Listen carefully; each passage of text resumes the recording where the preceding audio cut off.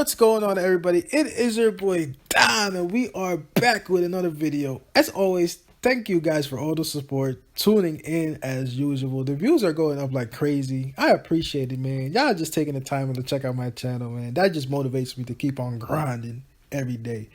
Today, we got to talk about the LA Clippers, man, because I feel like there's something that needs to be said. And there's a lot of similarities with the Clippers and the Heat that I'm seeing, but there's one distinction.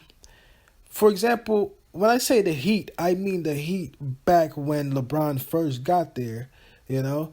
And there's something to be said for absorbing pressure to win.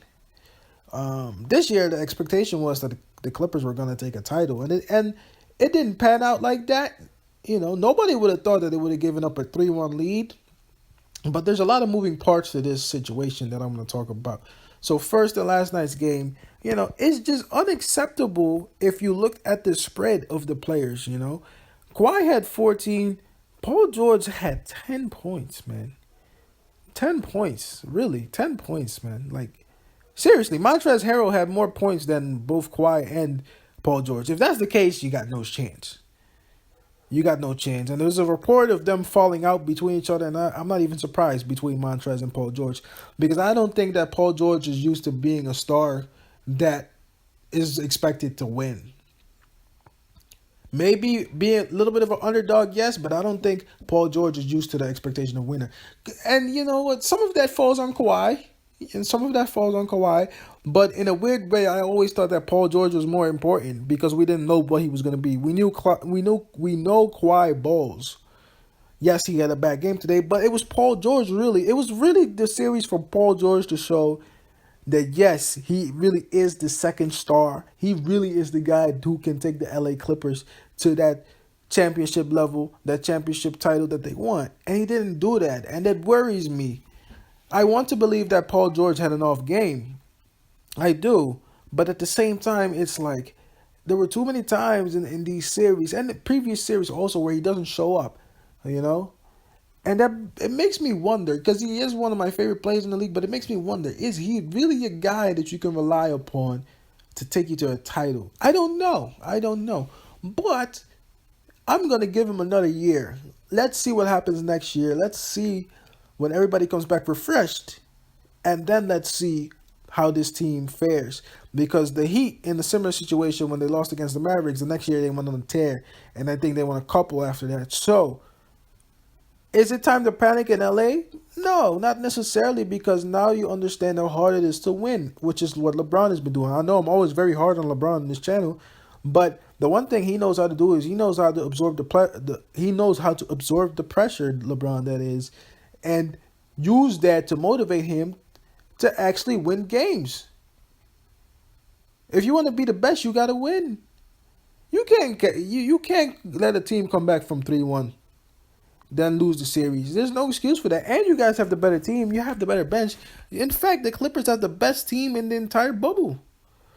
No reason for them to go down this way. But it's really a sad ending for this team. And that brings me straight to Doc Rivers, because I think it's time for Doc Rivers to go, man. Doc Rivers, you are overrated, my friend. It's time for you to go. The best team he had was that Boston Celtic team. After that, nah, nothing for me. And I think it's time for Doc Rivers to get out of here. We got to move on, get a new coach in, Just get some new energy in there. This team is way too good to go down like that. Way too good to go down like that. But I really wanted to emphasize that point, especially with Paul George, And a lot of you guys would be like, yo, Don, what do you think about Kawhi? You know what? Kawhi Leonard, yes, he should have played better. But this team was not actually constructed the way that Toronto team was to really play through him. This team was built on having other guys win. This team is the perfect championship team. It was never going to be a case where Kawhi scores all the points and everybody else just kind of falls back.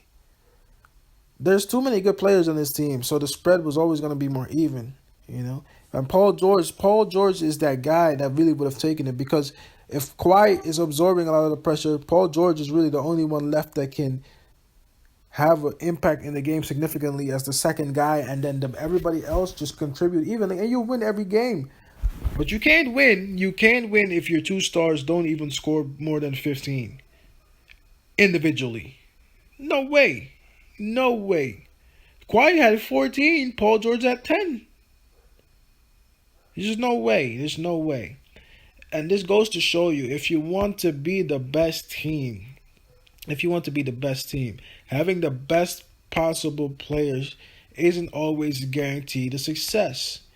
Team chemistry is a whole big part of it. And I just think that the Clippers did way too much talking early. Didn't really focus on what it takes to win. And what happens? Every time they go down, they fold. They'll lead it in the second quarter and they go down. They haven't built that winning mentality yet. But let your boy Don know what you think in the comment section, man. Do you think the Clippers will come back next year with a new coach or a new system to really help them win a championship? Or is this all they're going to be? They're going to be a hype team and never really win. Let your boy Don know what you think in the comment section, man. As always, thank you guys for all your support. If you enjoy this content, please comment, like, rate, and subscribe. And as always, I'll see y'all next time, man. Peace. I'm out.